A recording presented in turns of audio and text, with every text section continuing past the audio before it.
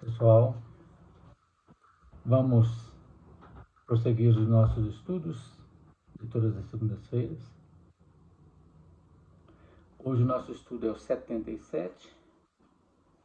Estamos no volume 3 da obra Sabedoria do Evangelho, do Pastorino.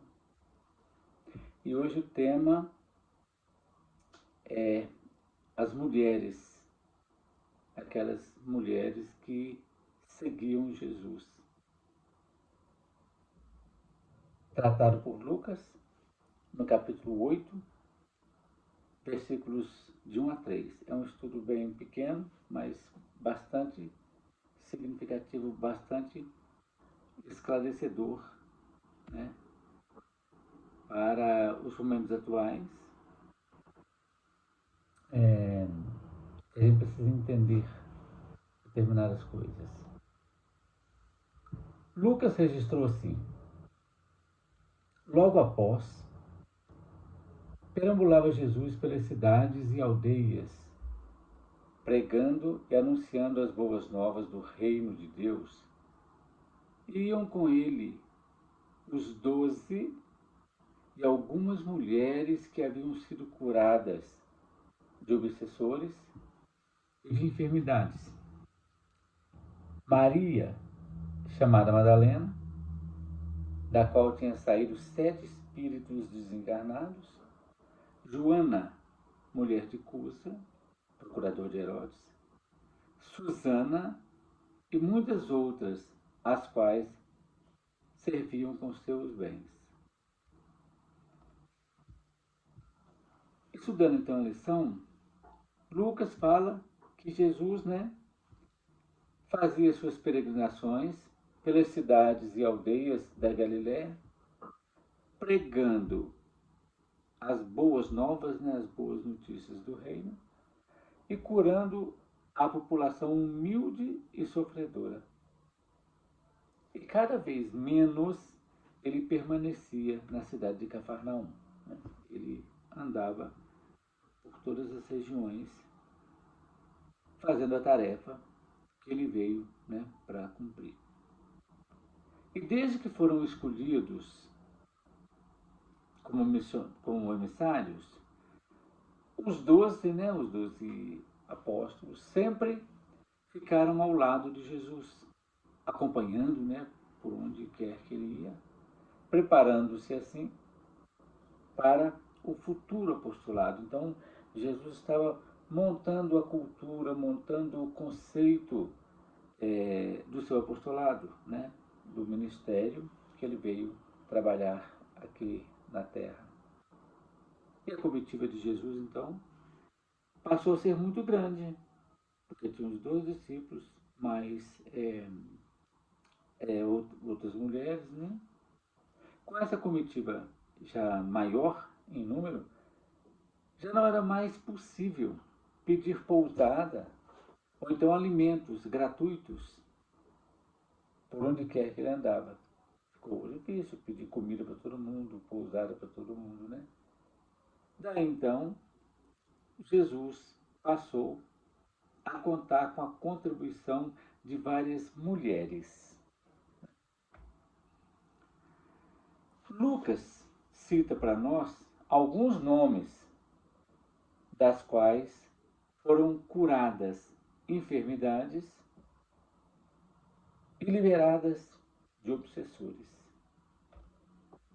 A primeira é Maria Madalena. Esse cognome muito provavelmente provém da aldeia dela ou de onde ela permaneceu, a região de Magdala, a margem ocidental do lago de Tiberíades, o lago de Nazaré, perto de Tiberíades.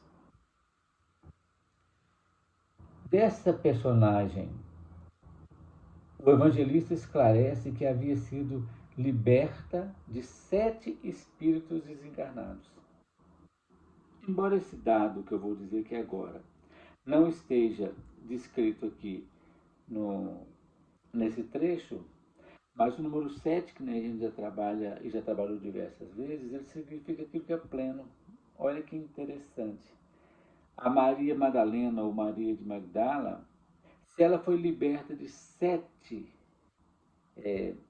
espíritos obsessores, conforme dito pela doutrina espírita, significa, já que o 7 significa a completude, ela foi completamente limpa, liberta daquelas situações. Só uma informação, né, para a gente prosseguir. Isso não está nesse trecho da obra, isso é por outros estudos que a gente faz, né? O fato de Maria Madalena ter, vamos usar assim, esse processo obsessivo, não quer dizer de jeito nenhum que ela fosse uma mulher da vida pública. Porque muitas pessoas achavam que todas as prostitutas, mulher de vida pública, vamos dizer assim, elas já eram automaticamente obsidiadas. Isso é porque o processo sexual é bastante tratado como um processo de desequilíbrio.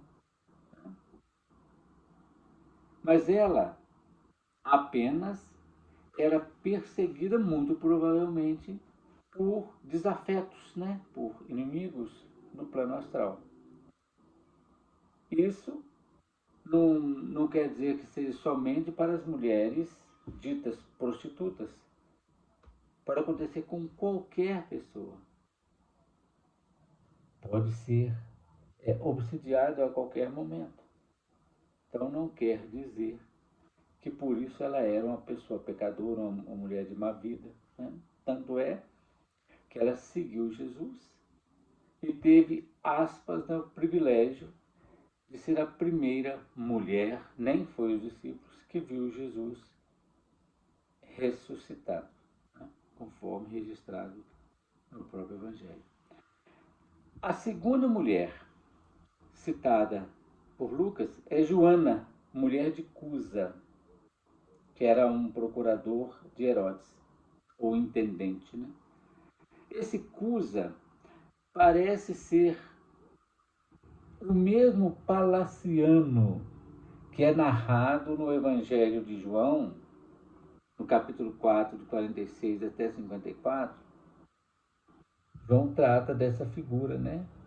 De Cusa, desse intendente de Herodes. E João cita também que Joana era mulher de Cusa. E que ela, a Joana, era provavelmente, nós estamos falando, uma das irmãs de Maria. Por isso que ela tinha tanta intimidade com Jesus e com os 12 apóstolos. Por quê? 2 dos quais, pelo menos Judas Tadeu e Tiago, segundo o próprio registro bíblico, eram irmãos de Jesus. Portanto, sobrinhos de Joana. Estava tudo, pois, em família. Isso é muito interessante. Para que Jesus pudesse ter êxito, vamos dizer assim, do ponto de vista material, ele precisava contar com uma estrutura mínima para implantar o seu ministério aqui na Terra. E é legal que se formou esse apostolado quase que todo no seio da família. A parentela carnal sempre estava presente, desde Isabel, João Batista, né?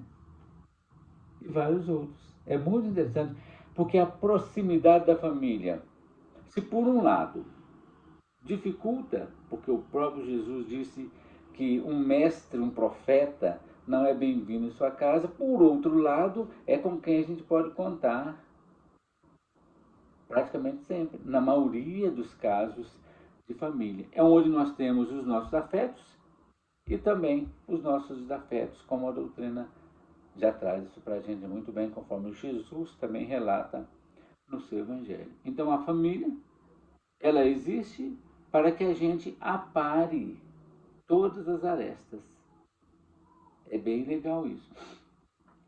O apostolado de Jesus, então, nós vamos ver aqui, praticamente quase todo ele era de pessoas bem próximas. E não poderia ser diferente. Porque ainda mais naquela época, as aldeias eram todas pequenas. É como se fosse uma cidade interior bem pequenininha. Não tinha como contar com muitas outras pessoas. Então todos vêm para colaborar no processo de implantação do Evangelho do Reino de Deus na Terra, trazido por Jesus. A terceira é Susana. Susana significa lírio. E dessa Susana a gente não sabe muita coisa não. Alguns historiadores dizem que seria ela uma das irmãs de Jesus. E o Lucas acrescenta, e muitas outras, além de citar. E no Evangelho de Marcos, Evangelho de Mateus, aí que a gente nem trouxe aqui, realmente cita outros nomes, além desses que a gente está vendo, né? Maria, por exemplo, Maria, mãe de Tiago, o Tiago menor, né? E de José, também são chamados na Bíblia irmãos de Jesus. Portanto, a gente estudando, a gente tem a impressão de que essa Maria era casada com Alfeu Clofas, que era provavelmente irmão de Jesus.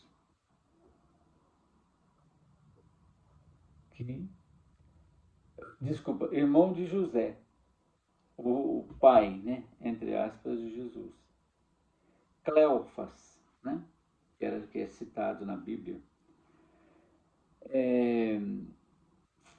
Então a gente pode ter mais uma vez a gente tá vendo aí que o evangelho acontece num seio mais parental, né? Salomé é uma outra personagem, é que não tem muita outra indicação não, mas ela é uma pessoa conhecida, dá para gente saber, inclusive em outras passagens, né? Provavelmente ou possivelmente é também uma das irmãs de Jesus. Ela era casada com Zebedeu, que é pai do Tiago maior e de João Evangelista, que eles seriam então sobrinhos de Jesus. É essa Salomé que pediu para que Jesus colocasse no reino dos céus um à sua direita, outro à sua esquerda. Se não tivesse intimidade nenhuma com Jesus, dificilmente alguém faria um pedido desse. Esse grupo de mulher atendia às necessidades de Jesus e dos mais discípulos, em especial com seus bens e com suas riquezas. E depois, esse mesmo grupo, além de ajudar, isso não está também nesse momento na obra do Pastorino, esse grupo de mulheres ajudavam com os bens materiais e também ajudavam no processo de implantação da doutrina do Cristo. Elas seguiam Jesus, conversavam com os peregrinos e, do jeito delas, certamente pregavam com exemplo o Evangelho. Então é como se formasse o apostolado feminino, né, de Cristo. Não podemos, é uma coisa, aqui uma explicação bem interessante. Alguém, quando lê isso, fala assim, poxa, então havia um abuso, havia uma exploração naquilo. A gente não pode de jeito nenhum qualificar essa contribuição, essa ajuda, como um tipo de abuso. Por quê? Isso aí é relativo a posses materiais e, na maioria, conforme nós estamos vendo, eram parentes próximos de Jesus, todas essas pessoas, tanto os homens quanto as mulheres. E olha que interessante, analisando agora o lado masculino, os homens e das mulheres, aí o parentesco fica um pouco mais tranquilo. Lógico, né, gente, como a gente fala sempre, isso é um estudo, não é certeza. Amanhã a gente pode entender de outra forma. Analisando então a situação possível, ou pelo menos provável, a gente tem o seguinte: Pedro e André, eles eram irmãos, e sócios na companhia, né, na firma de pesca que eles tinham, junto com Zebedeu e seus filhos, Tiago Maior e João Evangelista. Só aí dos 12 já temos 4. E eles, então, são representados por Salomé, mãe de Tiago Maior e de João Evangelista. E eles tinham financeiramente uma situação bem assim, favorável, então eles ajudavam bastante, sem problema. Tiago Menor e Judas Tadeu, filho de Cleofas, né, que nem a gente disse, representado por sua mãe Maria, conforme diz até o Evangelho. Simão, o Zelote, representado provavelmente por sua mãe Joana de Cusa, que é o intendente de Herodes. E ele tinha muitos honorários, ele era de partido político, né, que nem a gente já estudou. E por suas irmãs, Salomé, Zebedeu e Maria.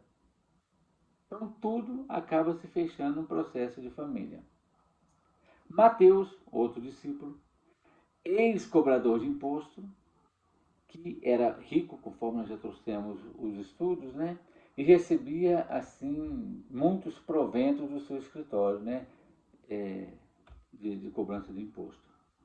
Agora, de Filipe e Natanael, de Tomé e de Judas, a gente tem poucas informações. O próprio Pastorino não relata, né?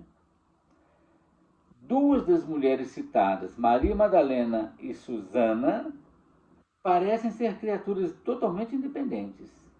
Lógico, não fala que tem marido, que tem nada disso, né? Elas não são citadas como nenhuma conexão com nenhum nome masculino.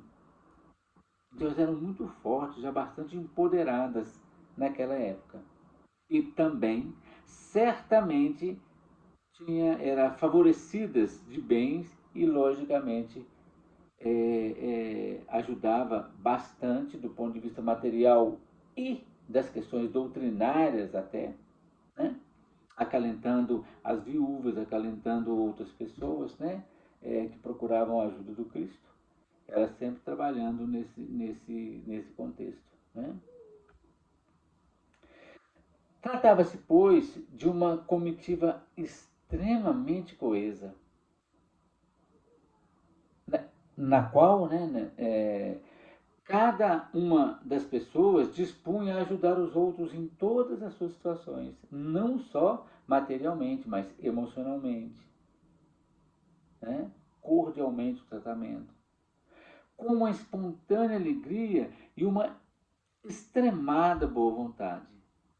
Então, amor e união eram realmente aparentados e nada de exploração. Não havia nenhum processo de exploração nessa comitiva, né, de Jesus. Entendendo então a lição no sentido profundo, aí fica mais bacana. Jesus, então, representando aqui a individualidade, né, como sempre, para qualquer ação material nesse planeta, a gente depende das coisas materiais. Isto é, a individualidade necessita das coisas da personalidade, porque senão não tem como executar a tarefa, né? Porque a personalidade, isto é, as coisas da matéria, são veículos de expressão para que se possa atingir o processo espiritual. Cada um de nós aqui está aqui exatamente para desenvolver em espírito, na cordialidade, na solidariedade, na gentileza, né? E também contando com todos os processos materiais para a sobrevivência da própria existência. E não era possível Jesus cuidar de tudo fisicamente, do sustento, de moradia, de vestuário, tudo isso, sem essa ajuda, né? Porque o papel dele era trazer o Evangelho. Jesus, então, tendo que viver, Jesus, a personalidade, tendo que viver mergulhado na matéria, precisava de quem o ajudasse nessas questões para que permitisse que ele chegasse nos objetivos pré-fixados, né, estabelecidos por ele mesmo para o desenvolvimento da sua tarefa. Então, essa personalidade é servida por uma série de amigos e amigas que jamais o abandonam, colocando todas as potencialidades e capacidades a serviço dessa individualidade. Representa aqui os veículos físicos e astrais, os corpos densos, mais ou menos, né? Suas emoções, seus órgãos, suas células, tudo para manter a personalidade viva e atuante. Não há, portanto, isso aqui é muito importante para a gente entender uma coisa: condenação para aqueles que, tendo que ocupar todos os seus minutos ao serviço do próximo e que não têm um tempo, né, para adquirir recursos materiais de provar a sua existência. De jeito nenhum. Todos nós precisamos contar com os nossos outros colaboradores. E como Jesus veio para trazer o aspecto espiritual na Terra, o papel dele é esse, para manter a vida material ele contava com a ajuda desse pessoal. E não há condenação nem de um lado nem do outro. A orientação de Jesus a respeito é bem clara. Jesus diz assim: dai de graça o que vocês recebem de graça, referindo-se exatamente ao processo da pregação dele, do aspecto espiritual. Então ninguém deve cobrar por qualquer processo espiritual. A cura dos enfermos, ressuscitação dos mortos, limpeza de leprosos, expulsão de obsessores. E acrescenta, né, que ninguém deve se preocupar em carregar ouro, nem prata, nem cobre, nem bolsa, nem víveres algum para o caminho, nem duas túnicas, nem calçado, nem bordão. O que Jesus está dizendo aqui? Tudo isso do ponto de vista espiritual. Mas logo a seguir ele diz assim: o trabalhador é digno do seu salário, do seu alimento. Então, isso aí é fantástico. Ninguém que vive de religião, por exemplo, deve cobrar por qualquer processo religioso. Mas precisa ser sustentado materialmente, né? Então, esclarece, ao chegar a uma cidade, ele diz assim: indague aquela pessoa, isso no outro evangelho, se ali é um local digno para receber um pregador, um profeta, um mestre naquela casa. Mas jamais vender processos espirituais. Nada de receber dinheiro pelos trabalhos espirituais executados. Mas deve receber moradia e alimento.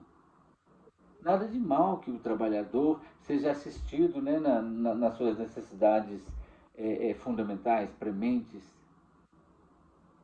Em especial aquelas pessoas que veem nessa existência providos de muitos recursos, nada de mal elas ajudarem nesse processo de moradia, de roupa, qualquer coisa nesse sentido, mas sem querer pagar pelo processo espiritual. O ensino de Jesus é sábio e prudente. E Paulo de Tarso, na primeira carta aos Coríntios, ele faz uma menção muito boa, né? Se essa maneira de agir dá aso a muitos abusos, é claro, uma coisa é você manter sua existência, outra coisa é você explorar a fé das outras pessoas. Isso é terrível, né? Nem por isso deixa de ser uma orientação segura a fim de permitir que a palavra do ensino possa propagar-se. Então precisa manter o processo material para que sobrepuja o processo espiritual. Assim, não fora, os pregadores, sem os recursos necessários, se veriam confinados a apenas um pequeno ciclo de ouvintes. Ele não tinha condição de avançar.